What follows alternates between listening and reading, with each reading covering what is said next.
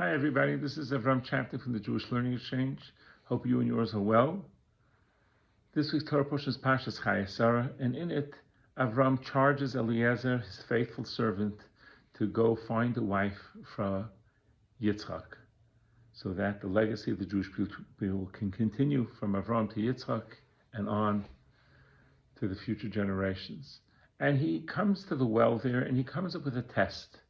And the test is he's going to ask the young ladies who come for a drink, and the one who on her own will not only give him the drink, but also offer to water the camels and fill their thirst.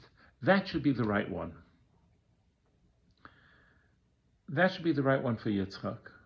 And a curious thing happens. Rivka comes, and immediately Eliezer sees that when she comes to the well, the water rises up to her miraculously.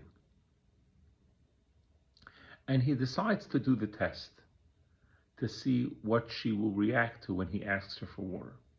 Question is, Menachem and others asked this question, why does he have to do the test? He already saw that she had miracles be performed for her. Wasn't that enough?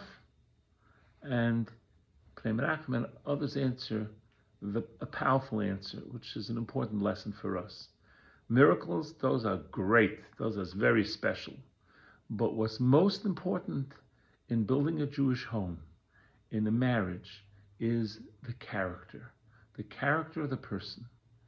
And the idea here is he's going to ask for water, and many people may respond and give water, maybe because they're embarrassed to say no, or because why not, or they'll do it reluctantly. But if on her own she's going to offer to water the camels, that means here's a total stranger who could help out, and she does it all on her own, then that shows her real, true character.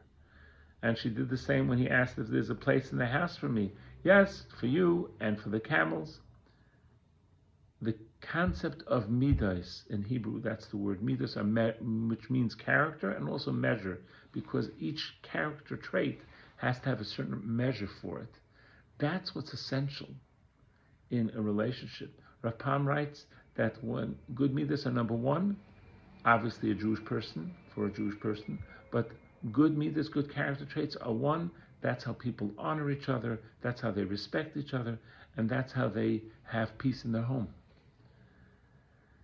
I think it's said about Rav Shlomo Zalman Auerbach that many people have a custom that when the bride and groom are together after the wedding ceremony for a few moments together, that they give each other gifts. And Rav Shlomo Zalman told his wife, I don't have any money to give you a gift, but my gift to you will be that whenever we get into a disagreement, I will give in to you. And his wife sweetly answered, and my gift to you is the same. Whenever we have a disagreement, I'll give in to you. Character, that's what's important. The good midos, good character, and being sensitive to others' needs, and being kind and gentle. That's what the priority is, not tennis, and not what political party you vote for, and not whether we both like hiking or not. Are they good quality traits? That's what's important. And I'll share a personal story. One of my grandchildren was visiting where her in-laws live, and she was in the synagogue, and she saw a young lady with a broken leg.